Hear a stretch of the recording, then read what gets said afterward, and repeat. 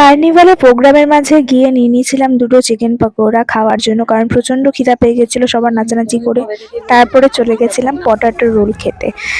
এটার নাম ঠিক জানি না, তাও বললাম। তারপরে আমরা নাচানাচি করছিলাম একটু।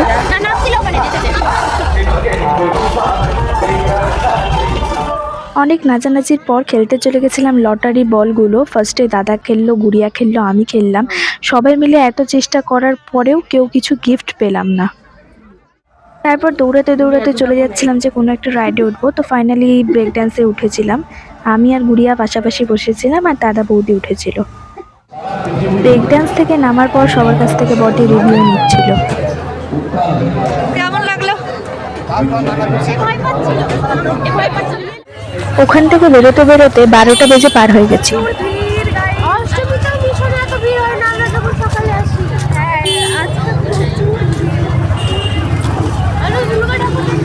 আজকের ব্লগ এতটাই, দেখা হচ্ছে নেক্সট ব্লগে। Tata, thanks for watching.